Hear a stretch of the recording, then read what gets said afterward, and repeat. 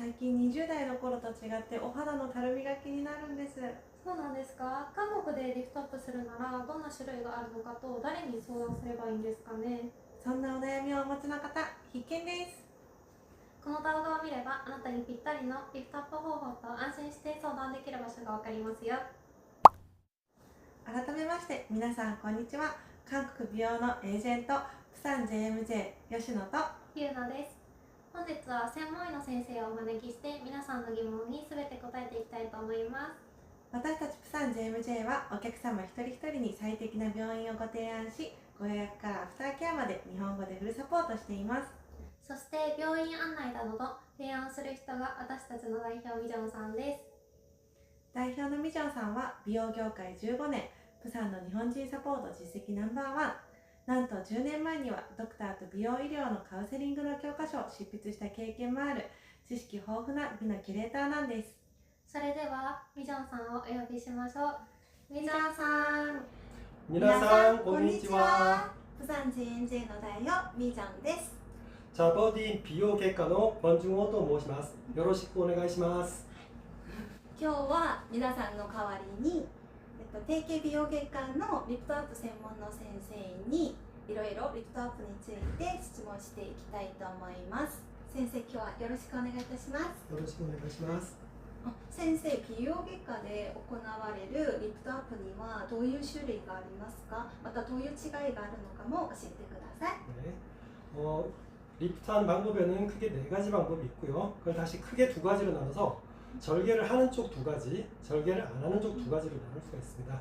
먼저 절개를 안 하는 쪽 두 가지를 설명을 드리면은 에너지 베이스드 디바이스라고 하는 기계를 쓰는 방법이고요. 많이들 알고 계시는 RF를 이용하는 써마지라든가 하이프를 이용하는 울세라 같은 것들을 이용해서 피부의 탄력을 회복시켜주는, 그렇게 해서 리프트업을 시켜주는 그런 방법이 있겠고요. 절개하지 않는 두 번째 방법은 녹는 실을 이용해서 조직을 중력의 반대 방향으로 끌어올려주는 실리프팅 방법이 있겠습니다. 절개를 하는 두 가지 방법은 첫 번째는 늘어난 피부를 완전히 절개하기 위해서 이 머리 안쪽부터 귀 앞을 거쳐서 귀 뒤쪽까지 완전히 절개해서 늘어난 피부를 전체적으로 절제하고 그 안에 있는 스마스 근막층을 녹지 않는 실로 당겨서 끌어올려주는 그런 전체 거상 방법이 있겠고요. 이런 전체 거상 방법이 좀 부담스럽거나 회복 기간을 좀 더 단축시키고 싶으신 분들은 원하는 부분만 머리 안쪽만 절개하거나 귀 앞쪽만을 절개하는 미니 리프트 방법으로 거상을 할 수도 있겠습니다. 先生、私くらいの40代の人だったらどういうリフトアップがおすすめですか？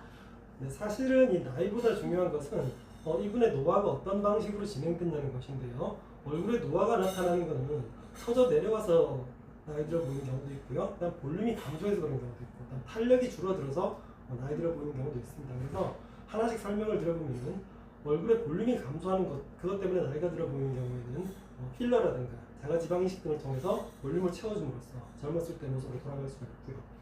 만약에 처짐은 심하지 않지만 피부의 탄력이 많이 떨어지는 경우에는 아까 제가 첫 번째 문장에서 질문에서 말씀드렸던 것처럼 그 EBD, 다시 말해서 써마지라든가 울세라 이런 것들을 이용해서 조직의 탄성을 높여주는 것으로서 젊어 보이는 모습을 되찾을 수 있습니다. 만약에 처져 있는 조직의 양이 많은 경우에는 절개를 하는 미니 거상법이나 전체 거상법 같은 걸 할 수가 있고요. 보통 대표님처럼 40대이신 분들은 EBD를 쓰시거나 실리프팅 또는 미니 거상 정도를 많이 하시는 편입니다. 지금 제가 내년에 한다면 어떤 시술지 추천해 주세요. 안 하셔도 될 거예요. ありがとうございます。で、美容外科で切開しないのは糸リフトのみですか？ 성형외과 병원에 따라 좀 다른데요. 아까 설명드린 것처럼 그 하이프나 RF 장비, 즉 써마지나 울세라 같은 걸 이용하는 성형외과 병원들도 있고요. 저희 더바디 성형외과 같은 경우에는 그런 장비의 도움 없이 실리프팅만을 통해서 절개 없는 리프팅을 하고 있습니다. で、先生によっては最初切開で遠いのところ何箇所1ミリくらい切開するそういう手術法もあると聞きましたけど、そういう場合は抜歯とか必要ですか？糸リフトでも。 실만 하는 경우는 보통 2, 3일 뒤에 이제 그 실밥을 제거할 수 있기 때문에 일본에서 오시는 분들도 수술하시고 보통 이틀이나 3일 뒤에 병원에 오셔서 실밥을 제거하고 귀국하시는 경우가 많습니다. またさっき教えてくださったリップトアップの方法によるダウンタイム期間とまた抜歯する期間とかもお聞きしたいと思います。 네.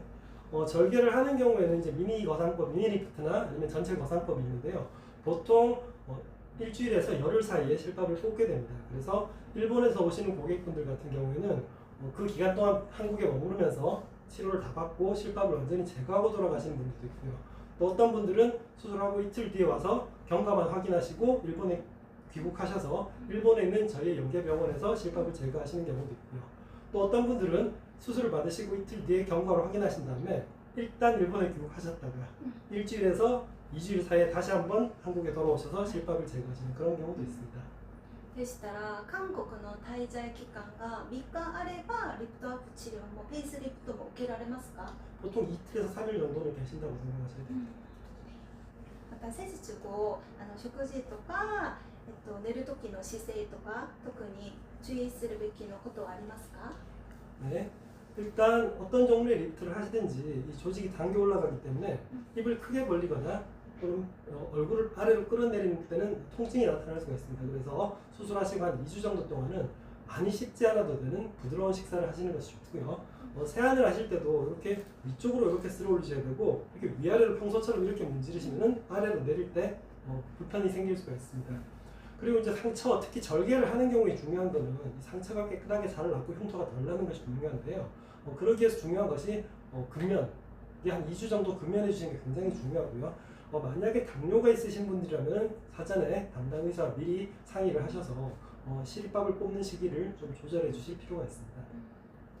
またリフトアップした後なんか圧迫のバンドみたいのがありまして、それを長い期間もし使うと着用するとリフトアップの効果がもっと高くなったりそういうのありますか？ 네, 가슴 성형을 하시는 분들은 수술 후에 이제 보정 브라를 착용하는 걸 흔히들 알고 계시는데요. 리프팅도 마찬가지입니다. 이 조직을 원래 위치보다 위쪽으로 올린 상태에서 고정을 해두는 상태이기 때문에 그 상태로 조직이 충분히 아물 때까지는 아래쪽에서 중력에 영향을 받지 않도록 받쳐주는 것이 중요합니다. 그래서 저희가 보통 압박 밴드를 저희가 착용하는 걸 안내해드리는데요. 집안에 계실 때, 그러니까 즉 집에 머무르실 때는 그 밴드를 한 2주에서 한 달 정도 착용을 해주시면 훨씬 붓기 회복도, 다운타임도 빨라지고 나중에 최종적인 결과도 좀 더 리프트업된 그런 모습을 가질 수가 있겠습니다. 出かけた時にはしなくても大丈夫ですか？ 해주시는 게 더 좋아요. 네. 밖에 나가실 때는 그게 외출하거나 사람들을 만날 때는 하지 않으셔도 되고요. 집에 머무르실 동안만 해주시는 건 좋습니다. で接種してからでも最低3日間は必ずやってくださいとかそういうのありますか？ 저희가 한 일주일에서 2주일 정도는 해주시는 걸 좋다고 말씀드립니다. 今日4種類のリフトアップの方法を教えてくださったんですけど、その施術は全部麻酔はどういう方法で行いますか？ 보통 이제 곡소 마취하고 수면 마취를 병행을 하게 되고요. 곡소 마취가 들어갈 때 통증이 있기 때문에 곡소 마취가 들어가는 첫 5분에서 10분 동안 수면 마취를 해드리면은 환자분이 실제로 큰 통증을 느끼지 않고 이 주무시는 동안 필요한 부위의 곡소 마취가 끝나 있기 때문에 수술이 시작되고 나면은 저희와 이제 얘기를 하면서도 통증을 느끼지 않고 수술이 끝날 때까지 편안하게 수술을 받으실 수 있겠습니다. フェイスリフトもミニリフトも麻酔方法は一緒ですか？ 거의 비슷하다고 생각을 하시면 됩니다. 수술 시간에는 차이가 많이 나지만 어차피 곡소 마취하는 시간은 둘 다 비슷하기 때문에 곡소 마취하는 시간 동안만 수면 마취를 하고 나머지 기간 동안은 곡소 마취 상태로 수술을 진행할 수 있습니다. 일반적으로 저희가 실리프팅 같은 경우는 1년에서 2년 정도의 효과를 기대할 수 있고요. 미니리프트 같은 경우는 3년에서 5년 정도를 기대할 수 있습니다. 그리고 완전 절개를 하는 완전 거상법 같은 경우는 저희가 5년에서 10년 정도의 효과를 기대할 수 있는데요. 제가 처음에 말씀드렸듯이 노화의 원인이 여러 가지가 있는데 이 원인에 따라서 여러 가지 방법을 조합을 해주면 그 기간은 훨씬 더 길게도 할 수 있습니다. 예를 들어서 팔자주름이 심하고 얼굴에 볼륨이 많이 꺼진 분들 같은 경우는 전체 안면 거상을 하시면서 그 자가지방 이식을 같이 해준다거나 하면은 10년 내지는 20년 이상도 더 젊어 보이는 모습으로 돌아가는 것이 가능합니다. 施術の持つ期間今教えてくださったんですけど、今のリットリプトとミニリプト、フェイスリプトは施術した後すぐリフトアップしたのが感じられるんですか？それともミニリプトとフェイスリプトは腫れがあるから1ヶ月間くらいはよくわからないけど腫れが落ち着いてきたらわかるって感じ。 그러니까 수술 직후에는 오히려 붓기가 심하지 않기 때문에 실리프팅을 하거나 미니 리프트를 하거나 전체 거상을 하거나 다 수술 즉시에 바로 리프트업 되는 걸 확인하실 수가 있고요. 가끔은 저희도 수술실에서 환자분께 한쪽을 먼저 수술 끝낸 다음에 거울로 반대쪽과 비교를 해서 올라간 효과를 직접 확인을 시켜드리기도 합니다.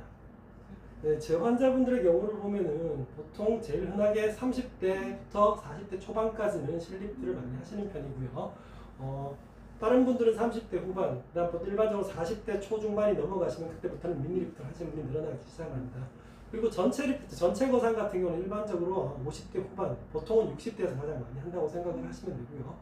연세가 많으신 분들 중에는 70대, 80대에도 전체 거상을 하시는 분들도 있습니다. 물론 그런 분들은 기본적인 건강 상태가 좋으셔야 되겠죠.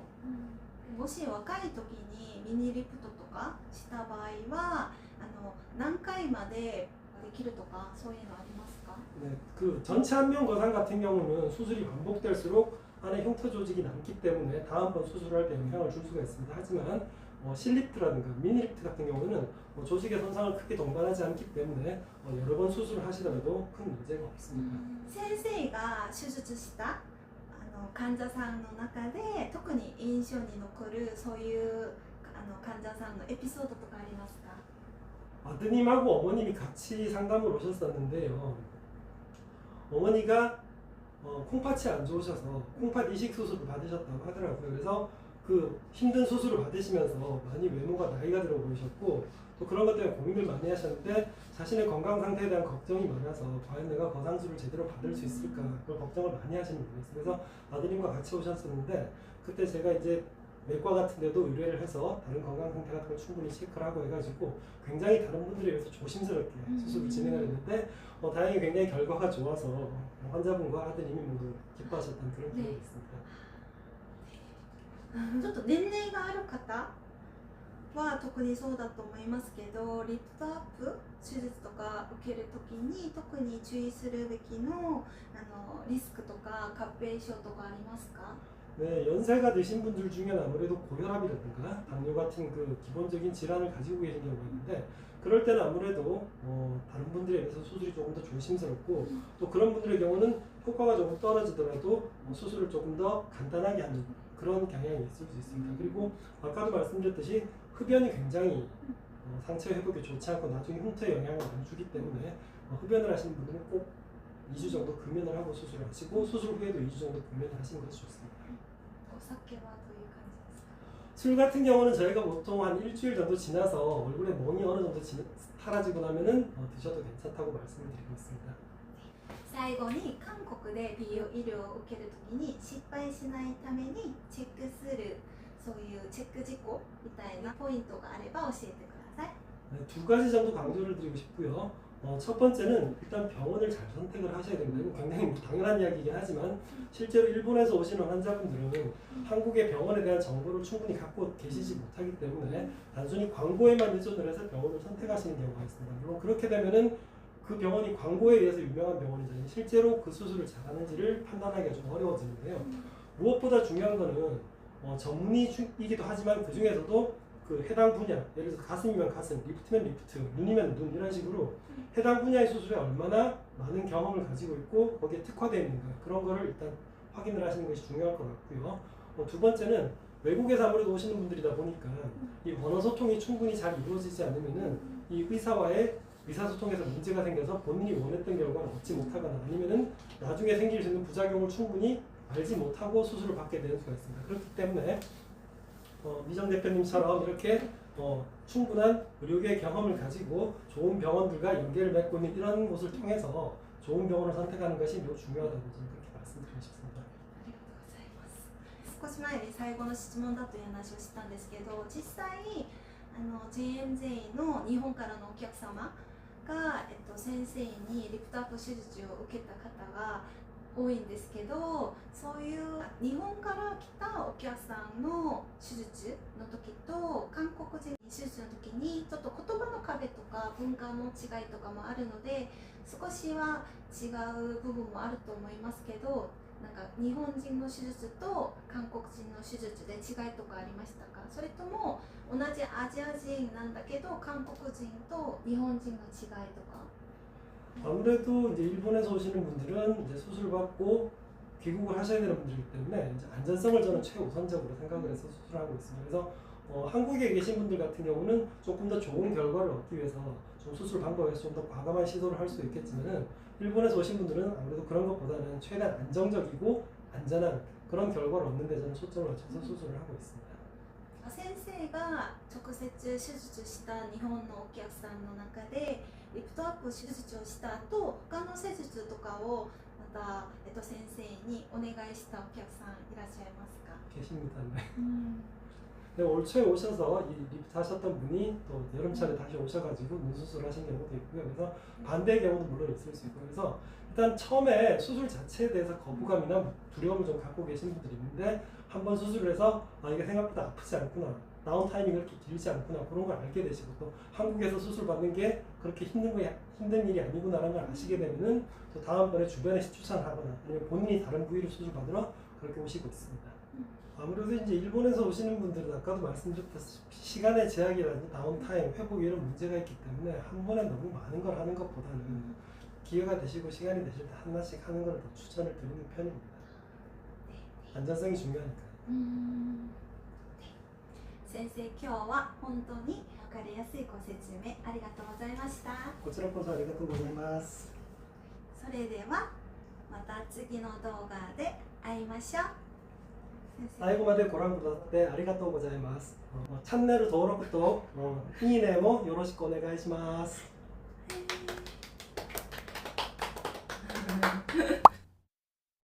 私たち JMJ のような会社の立場から失敗しない韓国美容の秘訣は、結論から言いますと、信頼できるエージェントをパートナーにすることです。やはりエージェントですか？視聴者からよく来る質問で、病院にも通訳さんはいるけどエージェントとは何が違うのというものがあるんですが、このあたりはいかがでしょうか？そこが最も重要な違いですね。一言で言うと、立場が全く違います。で、病院の通訳は病院の従業員ですが、私たち JMJ のようなエージェントは 100% お客様の味方、つまりお客様の代理人として働きます。なるほど、代理人ですか。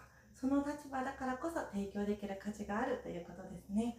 はい、例えば病院選び、私たちは特定の病院に属していないので、お客様のご希望に沿ってこの施術であれば美病院の先生が専門ですとか、完全に中立な立場で最適なご提案ができます。確かに中立的な立場だからこそできる客観的な提案ですね。カウンセリングの場でもその代理人としての役割は大きいんでしょうか？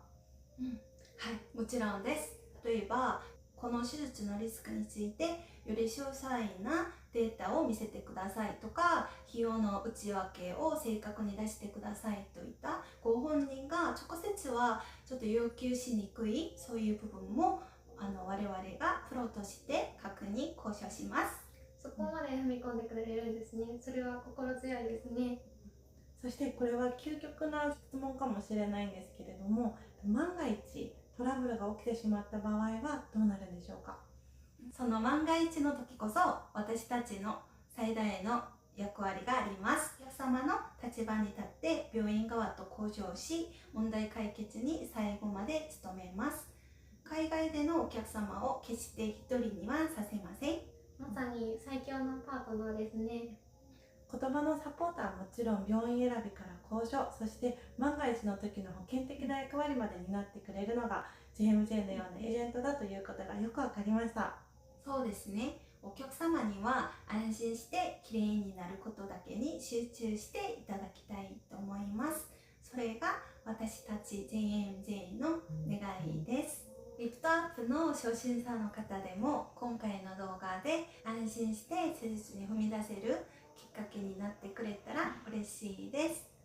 そしてこの動画を最後まで見てくださった皆さんに特別なプレゼントがあります。